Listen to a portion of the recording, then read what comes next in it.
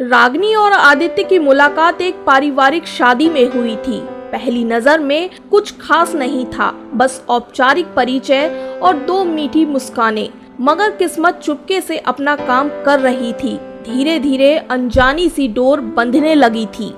शादी के शोरगुल के बीच रागिनी को आदित्य की बातें सुकून देती थी। आदित्य को रागिनी की मासूम हंसी में घर सा एहसास होता था।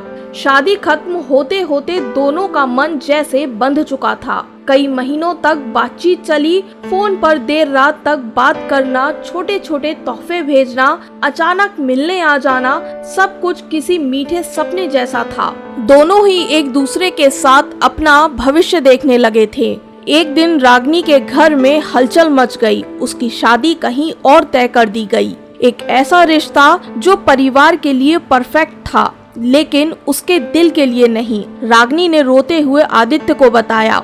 आदित्य ने उसकी आंखों में देखा डर, बेबसी और अनकहा प्यार। वह चाहता तो लड़ सकता था, कुछ कर सकता था, मगर रागिनी के परिवार का सम्मान उसके प्यार से बड़ा हो गया। आखिरी मुलाकात में रागिनी ने उसका हाथ थामा, कांपते हुए कहा, अगर किस्मत में हुए तो फिर मिलेंगे। आदित्य ने बस उसका माथा चूमा और बिना पलटे वहां से चला गया। वक्त बीतता रहा। रागिनी की शादी हो गई।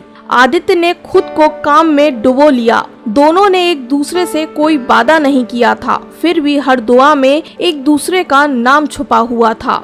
सालों बाद एक मंदिर के बाहर अचानक टकरा गए। रागिनी के साथ उसका छोटा सा बच्चा था और आदित्य की आंखों में वही पुराना प्यार, पर एक शांत मुस्कान भी थी। रागिनी ने नजरें झुकाई, बच्चा गोद में समेटा और बस धीरे से कहा, खुश हो ना? आदित्य ने मुस्कुराते हुए कहा, हाँ, अब दिल में कोई शिकायत नहीं, बस दुआएं हैं। फिर वो भीड़ में खो गए। दो अधूरी कहानियां जो पूरी होकर भी अधूरी रह गईं।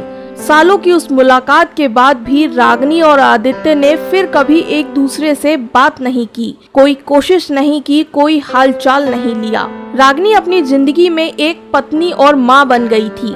वो मुस्कुराती थी, हंसती थी, लेकिन कहीं गहरे में कुछ हमेशा उसकी जिंदगी में अधूरा रह गया था। आदित्य ने भी अपना काम जमाया, नाम कमाया, सब कुछ पाया, पर जब भी कोई उससे पूछता कि वो अकेला क्यों है, तो वह बस हंसकर टाल देता था। वक्त धीरे धीरे दोनों के बीच दीवार बनता गया, इतनी ऊंची कि अब आवाज भी नहीं आ सकती थी। बस बरसाती रात थी। आदित्य अपने कमरे में अकेला बैठा था, हाथ में एक पुरानी डायरी थामे हुए। वही डायरी जिसमें कभी उसने रागिनी के लिए अनगिनत बातें लिखी थी। जब मिलेंगे तो ये कहूँगा, ये गाना साथ सुनेंगे और यहाँ पर हम साथ घूमेंगे। डायरी के आखिरी पन्ने पर बस एक लाइन थी, कभी कभी प्यार इतना खामोश हो जाता है कि खुद अपने होने से भी डरता है।